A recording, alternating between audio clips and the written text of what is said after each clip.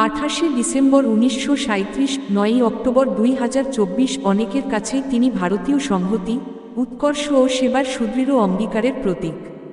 মূল্যবোধের এক উজ্জ্বল নক্ষত্র। স্বপ্নপূরণের লক্ষ্যে লড়াই করে, মাটির কাছাকাছি থেকে বিনম্রতার সঙ্গেও যে সাফল্য অর্জন করা যায়, বারে বারে তিনি প্রমাণ করে দিয়েছেন। ভারতীয় শিল্পীর জনক জামশেদজি টাটার যিনি যোগ্য উত্তরসূরি, নাতির ছেলে শ্রীরতন নভল টাটা। শৈশববেলা 1937 সালের 28শে ডিসেম্বর বোম্বের মুম্বাই একটি ঐতিহ্যবাহী পার্সি পরিবারে নাভাল টাটা র স্ত্রী সুনি র কোলে আসে এক পুত্র সন্তান।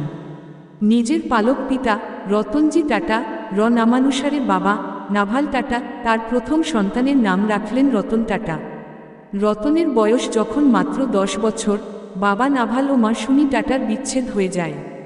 লালন পালনের দায়িত্ব তুলে নেন ঠাকুমা লেডি নাভাজবাই টাটা। তিনিই রতন টাটার শৈশবের অভিভাবক। বাবা মায়ের বিবাহ বিচ্ছেদের পর মায়ের দ্বিতীয়বারের বিবাহ নিয়ে ছোটবেলায় বেশ কিছু ব্যঙ্গাত্মক মন্তব্যের মুখে পড়তে হয় রতন টাটাকে। তা সত্ত্বেও ঠাকুমা র কাছে তাদের বেড়ে ওঠার অভিজ্ঞতা বেশ ভালোই ছিল। শৈশব থেকেই রতন টাটা ছিলেন শান্ত, লাজুক ও সংযত স্বভাবের।